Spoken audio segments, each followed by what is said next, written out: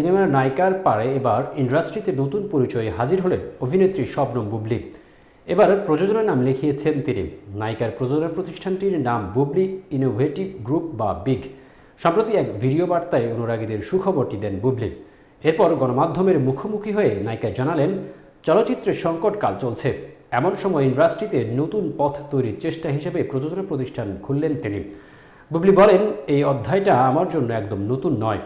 আমি থেমে যেতে আসিনি, একদম সুদূর প্রসারী পরিকল্পনা, শতভাগ এফোর্ট দিয়ে ধারাবাহিকতায় বজায় রেখে কাজ করব। কোয়ালিটির সঙ্গে কোনো আপোষ হবে না।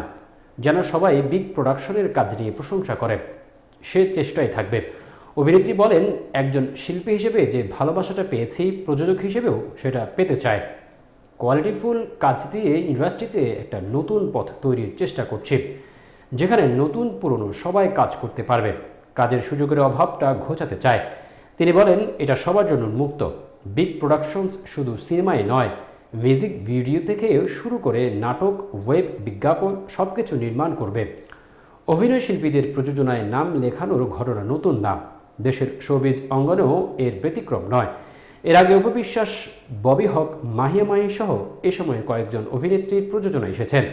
এবার এই তালিকায় যুক্ত হলেন শবনম বুবলী।